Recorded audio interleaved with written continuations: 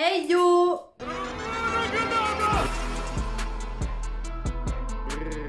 Alors, on va se retrouver aujourd'hui pour la vidéo des favoris de 2019. Donc l'année dernière, je vous l'avais fait. En fait, je vous fais jamais de vidéos favoris mensuelles parce que je ne consomme clairement pas assez du tout pour pouvoir vous donner du contenu qui vaille le coup d'œil, on va dire. Donc, du coup, je vous la fais à l'année. Voilà. Donc, sur cette vidéo, je vous mets de tout, voilà, aussi bien de la beauté que du film, que du bouquin, que tout ce que tu veux. Voilà, comme ça c'est vraiment tous mes favoris en global de l'année 2019. Alors, on va commencer par la musique. Donc en musique, j'ai fait des découvertes cette année de malade mentale. Alors déjà, il y a Lizzo. Lizzo, clairement, révélation internationale de l'année 2019 pour moi, mais cette meuf, je l'aime tellement, mais tellement. Lizzo, quoi. Lizzo. Et puis, grosse découverte. Alors, le gars n'existe pas depuis cette année, mais moi, je l'ai découvert cette année. Je pense que vous ne connaissez pas, c'est Blanco Brown.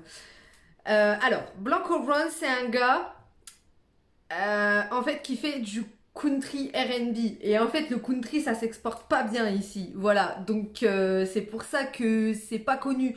Mais comment c'est trop du gaz de ce qu'il fait. Non, mais j'adore toutes ses chansons. Vraiment, j'ai découvert cette année grâce à la chanson Holton Road, voilà, de Lil Nas. Et j'ai eu envie de me dire, mais ça se trouve, il y en a d'autres qui font des chansons comme ça. Mais pourquoi la country ne marche pas en France? Pourquoi? Donc, découverte de l'année, clairement Blanco Brown, quoi. Alors ensuite, au niveau des séries, ça c'est mes découvertes à moi parce qu'elles existent depuis un moment. Donc moi, j'ai découvert cette année, 30 ans après tout le monde, la série Stranger Things, qui a été ma série cette année. Hein. On a fait toutes les saisons d'un coup avec Sam, on a grave kiffé cette série et on a hâte que la prochaine saison arrive. On s'est mis sur les nouvelles aventures de Sabrina aussi, qu'on a beaucoup aimé. On a vraiment hâte que la prochaine saison sorte également. Et puis voilà, série qui est sortie cette année et qui pour nous, dans toutes les nouveautés de l'année, pour moi c'est la meilleure. Après, j'ai pas encore regardé The Witcher, j'avoue, mais Umbrella Academy, clairement notre cam. Donc voilà, ces trois séries-là, clairement, ça fait partie de mes favoris cette année. Au niveau des films, vous savez ce que je vais dire. Vous savez ce que je vais dire pour cette année, vous le savez. Mais je vais commencer par les deux. En gros, j'ai un top 3, ok? J'ai un top 3. Alors, en live action Disney, j'ai été tellement éblouie par Dumbo, alors que pourtant, c'est le dessin animé Disney que j'aime le moins. Et c'est le live action que j'ai le plus aimé dans tous ceux qui sont sortis. L'éléphant, il est tellement beau, tellement mignon, il fait tellement penser au dessin animé. Et puis, Tim Burton, il a tellement fait du bon taf. Les acteurs étaient vraiment... Enfin, l'histoire a rien à voir. Enfin, elle change quand même beaucoup par rapport au dessin animé. Mais j'ai vraiment kiffé ce live action. Franchement, pour moi, c'est le meilleur qui est sorti cette année. Il est sous-coté total, en fait. Ensuite, bien évidemment, Joker, chef-d'œuvre. Hein, chef-d'œuvre total. Joaquin Phoenix, merci. Je pars du principe que ceux qui n'ont pas aimé, ils sont pas partis dans la bonne optique voir le film, en fait. Joker, fallait pas aller le voir comme un blockbuster type Avenger ou type Batman, etc. Rien à voir. C'était déclaré direct que c'était plus un film d'auteur dès le départ. Enfin, je veux dire, il y a un moment donné, faut arrêter d'être stupide. Ils le disent depuis le début. Toi, t'y vas, il n'y avait pas assez d'effets spéciaux dans Joker. Mais c'est normal, Trouduc. C'est normal. C'est le début du Joker. Bon, bref. Et puis, le premier, vous savez ce que je vais dire. Le premier, Avenger. Voilà, c'est tout ce que j'ai à dire. On est allé le voir. Combien de fois? 2 fois? 3 fois. Je peux vous dire que j'ai chialé systématiquement les 3 fois. Non mais c'est... Alors, j'adore ce film mais en même temps je le hais tellement. Si. Voilà, je vais pas spoiler mais il y a un moment donné les gars va falloir aller le voir aussi le film. Parce qu'on peut pas non plus ne pas spoiler pendant 5-6 ans. Ah, comment vous dire quand Doctor Strange il ouvre les portails et tout, j'ai eu la chair de poule. Enfin bref, un truc de dingue. Franchement, ces 3 films-là, pour moi, c'est les meilleurs qui sont sortis cette année. Après, franchement, c'était pas ouf hein, cette année au niveau ciné, c'était vraiment pas dingue quoi. On va passer aux produits de beauté. Donc, au niveau produits de beauté, premier truc favori de l'année que j'ai acheté l'année dernière aux États-Unis, c'est le savon noir Sheer Moisture. Je vous mets une image là parce que le mien est dans la salle de bain en utilisation. Meilleur nettoyant de peau, qu'est-ce que vous voulez que je vous dise? Enfin, c'est naturel, c'est sain, ça m'a pas donné de boutons, mais ma peau elle est clairement nette, enfin bref, on sent que c'est pas chimique quand on l'utilise, enfin bref. Savon noir pour se nettoyer la face. Bien entendu, un de mes grands favoris de l'année que j'ai enfin pu tester avec l'arrivée en France. Je pense que c'est le favori de tout le monde depuis longtemps peut-être. Le Shape Tape de chez Tarte. Comment vous dire, c'est pas possible qu'il soit pas dans mes favoris celui-là. C'est le meilleur anti-cerne du monde. Voilà, souvent imité, jamais égalé. Shape Tape de chez Tarte. Autre soin de la peau que j'ai adoré, c'est cette eau de rose de chez Action. Alors, eau de rose en général, hein, de toute manière, voilà, comme lotion,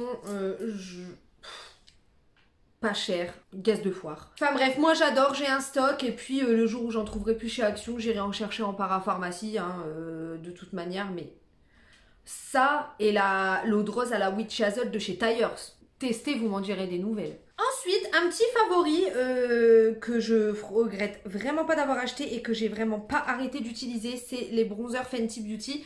Donc moi j'en ai acheté un miniature, mais bientôt je vais l'acheter en grand. Celui-là c'est en teinte Shady Bees, j'en voudrais un petit peu plus froid. Franchement, les bronzers Fenty, c'est du gros gaz de foire. Ça rentre bien dans la peau, ça se comporte super bien toute la journée. Non, vraiment, elle a vraiment fait du super bon taf sur ses bronzers Rihanna. Donc voilà, ça c'est dans mes favoris beauté de l'année. Ensuite, au niveau des soins, en général, les huiles pour la peau, voilà, on nous a souvent répété que les peaux grasses n'avaient pas le droit de mettre des huiles pour s'hydrater la peau ou la nourrir, puisque on a déjà la peau grasse.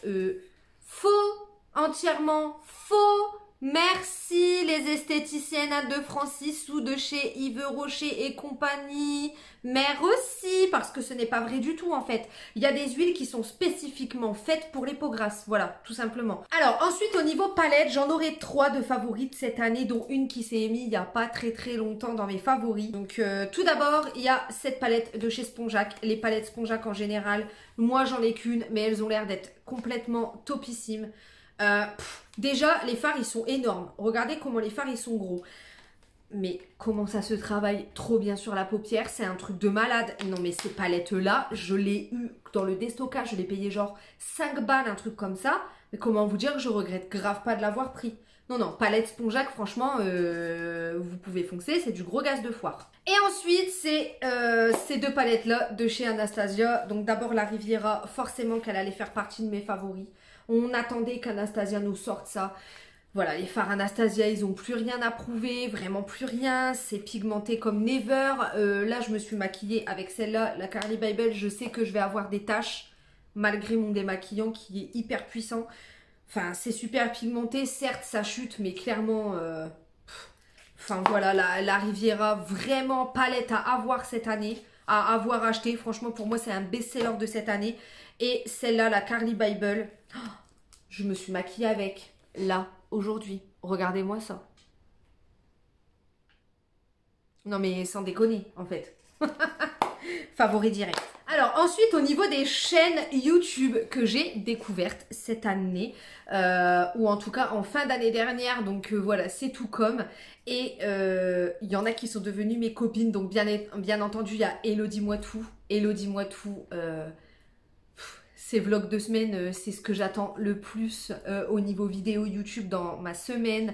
Cette meuf, elle est tellement naturelle, elle aime les make-up colorés, elle aime le make-up tout court, elle aime Harry Potter, enfin voilà quoi, voilà, vous voyez, si vous aimez bien les mêmes trucs que moi, vous allez bien aimer Hello parce que... mais cette meuf là, c'est tellement un bijou, je la kiffe à fond. Ensuite, il y a Pute, bien entendu, ma petite Pute, donc... c'est plus des trucs maman, franchement, j'avoue que je regarde pas les vidéos qu'elle fait spécifique maman parce que bah, comme j'ai pas de gosse, qu'est-ce que tu veux que j'en fasse? Mais alors Alors toutes les autres vidéos, cette meuf là, elle est complètement brute de décoffrage, elle est tellement naturelle, elle est tellement folle, elle est tellement tarée que j'étais obligée de la kiffer. D'ailleurs on a fait un swap ensemble, je vous le remets là si vous l'avez pas vu. Non, cette meuf-là, ces deux meufs-là, c'est devenu mes copines en fait. C'est clairement devenu mes copines parce que je les kiffe de trop. Mais non, franchement, leur contenu est bon et puis c'est vraiment des bonnes personnes, quoi. Vraiment. Et puis, j'ai fait une découverte cette année. Je vous l'ai dit dans la vidéo résolution, entre guillemets, que j'avais engrangé un petit changement, voilà, où j'étais passée sur des trucs un petit peu plus naturels pour certaines choses, pour la maison, etc. Bah, rien que pour ma peau, les huiles et tout et tout. Donc je suis un petit peu en mobilité là-dedans pour le moment. Et j'avoue qu'il y a une chaîne qui m'a énormément aidée, c'est la chaîne de la petite Gabi. Non mais la petite Gabi, grave sous-côté également. Déjà, elle est super drôle, elle est super franche, elle te dénonce le greenwashing quoi. Des fois t'as l'impression, tu te dis ouais c'est trop sain et tout. Alors moi les compos, je suis une brêle. Si je veux être sûre, je vais voir une de ses vidéos. Si elle en a fait une, et là, je sais ce que je peux acheter, ce que je peux pas acheter. Enfin, elle est de super bons conseils, surtout pour les cheveux. Si vous voulez repasser au naturel pour les cheveux, c'est cette chaîne-là qu'il faut que vous alliez voir. Vraiment, vraiment, vraiment, pour de vrai. Alors ensuite, en général, j'ai fait des découvertes, magasins, bouffe, etc. Donc déjà, pour commencer, le magasin Shop for Geek a ouvert dans ma ville. Et comment vous dire que on a une bonne partie de notre argent qui est passé dans ce magasin, ok? C'est le diable. Donc voilà, vous avez tout ce que nous on aime, hein, les trucs de pop culture, donc les pop, les figurines, du Disney, du Harry Potter, du manga, enfin bref, c'est un gouffre financier, mais j'aime tellement cette boutique, c'est trop ma découverte de l'année, donc je suis obligée de la mettre dans mes favoris 2019. Au niveau bouffe, on a un resto qui a ouvert sur Amiens, et voilà, c'est notre vie. Ça s'appelle Box Thai, donc ça intéressera que les Amiénoises, désolée pour les autres. C'est un resto thaï. Je sais pas si vous connaissiez Rani Thai à l'époque. Ben, c'est elle en fait. Les beaux bouts. Bah, il en claque. Tout est frais. Oh là là, mais qu'est-ce que c'est trop bon. Je vous mettrai l'adresse en barre d'infos, mais oh lolo, lolo, lolo. Un délice, c'est un délice. Au niveau de la mode, je n'ai pas beaucoup de favoris cette année. Puisque moi, c'est toujours les mêmes choses. Veste en jean, Perfecto, Timberland, enfin voilà. On reste à peu près dans les mêmes choses. Mais par contre, j'ai des favoris cette année. Déjà, le sac à dos. Le sac à dos, ça m'a changé la vie. Voilà, je sais que ce n'est pas de cette année que c'est revenu à la mode. Mais j'en ai acheté un cette année. Je peux vous dire que ça m'a grave changé la life. Que ce soit pour partir en voyage ou etc. Enfin franchement, le sac à dos, mon favori de l'année, clairement. Donc moi j'avais acheté celui-là chez Primark, qui est trop beau, qui est simple, efficace, avec la lanière comme ça, je vous l'avais présenté dans un haul. J'adore ce sac à dos. Et deuxième favori mode, les Vans. Donc moi j'ai les basiques à lacets noirs, mais cette année j'ai acheté des qui s'enfilent comme ça. Et des comme ça sur Vinted. Comment vous dire hein, que tu n'as pas plus confortable que les Vans. C'est du gros gaz de foire. Je n'ai mis quasiment que ça de toute l'année 2019, printemps, été, etc. Non, les Vans vraiment gros favori mode de cette année. Et puis au niveau des livres, j'ai une gamme de favoris qui sont ces livres-là. Je vous en ai parlé également, Les Contes Interdits. Donc c'est pas toujours le même auteur. Là par exemple sur Peter Pan c'est Simon Rousseau et sur La Petite Sirène c'est Sylvain Johnson. Ce sont des livres qui vous mettent des claques. Hein. Je vous avais expliqué, c'est écrit pour un public averti et c'est réellement vrai. C'est pas à la portée de tout le monde de lire des trucs aussi gore et hardcore. Hein. Par exemple dans celui-ci on parle de cannibalisme, on parle de prostitution, on parle... Enfin c'est très cru, c'est très cru. Moi, ça m'a retourné. Franchement, j'ai dû faire des pauses dans ce livre parce que j'étais mal dans le sens où... Mais ça me touchait vraiment trop, en fait. Donc, à partir de ce moment-là, c'est que c'est vraiment des bons livres. Mais après, c'est vraiment pas à la portée de tout le monde, quoi. Vraiment pas. Donc là, mon prochain à lire, c'est celui-ci. Et j'ai trop hâte. Mais ça là, les comptes interdits, pour ceux qui aiment le gore, ceux qui aiment les thrillers, les policiers et qui aiment les Disney, parce qu'en fait, si vous voulez, c'est des Disney ou les contes en général, ce sont les contes de Perrault, etc. Vous voyez, qui sont remasterisés version thriller d'aujourd'hui. Donc en fait, tu as toutes les références, Capitaine Crochet, Mousse, le crocodile, etc. dans celui-ci, mais au goût d'aujourd'hui en fait. Enfin, non, c'est du lourd. Non, vraiment. On va parler maintenant des flops, hein, parce qu'il faut bien y arriver, parce qu'en 2019, oui, il y a eu des flops, et pas des moindres, hein, et pas des petits flops, hein. C'était plutôt du flop qu'on n'avait pas envie que ça soit du flop, ok? Déjà, pour commencer, on va parler peu, on va parler bien, j'ai rien envie d'entendre, Le Roi Lion, gros flop, hein, voilà, déjà, on va commencer comme ça. Le Roi Lion live action, gros flop. En version française, je l'ai pas encore regardé en VOSTFR, je peux pas faire mon avis. C'est pour ça que je précise la version française. Parce que, comment vous dire, visuellement, il est très beau. Par contre, moi je suis désolée, mais ça faisait documentaire animalier, quoi. Vous voyez, dans Tim Burton, l'éléphant, il est pas vraiment... Il est réaliste, mais sans l'être. Il a des grands yeux bleus et tout.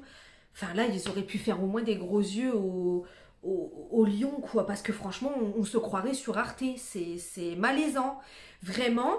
Et alors, le choix des voix pour doubler, ce n'est pas possible, en fait. En France, hein, je précise encore et toujours. Alban Ivanov et Jamel Debbouze. Non, s'il vous plaît, Jamel Debbouze est tellement imbu de lui-même qu'il ne sait pas faire autre chose que du Jamel Debbouze. Quand on voit Danny Boone qui double Olaf, t'entends pas une seule fois un accent du Nord dans son doublage. Alors, par contre, Jamel Debbouze, lui, il a cru c'est lui-même qui double, en fait. Non, c'est putain de Timon du putain de Roi Lion, tête de mort. Alors, t'es... On s'en bat les couilles, ok? On veut Timon, ta grand-mère, la reine des chouins. Et alors, le pire, c'est quand... Regardez comment je suis énervée, ça m'énerve. Quand ils chantent, ils les ont laissés chanter sur Hakuna Matata. Mais c'est pas possible. J'avais envie de sortir du cinéma, j'avais de la mousse dans la bouche. J'étais en train vraiment de faire une crise d'épilepsie. Non, non et encore non. Version française du Roi Lion. Non, non et non. Alors, un autre film, alors là, c'était le pompon sur la Garonne. X-Men Dark Phoenix. Non mais alors là, aucun rapport avec les comics. Et encore bien que ça me gêne pas, mais aucun rapport avec les films d'avant.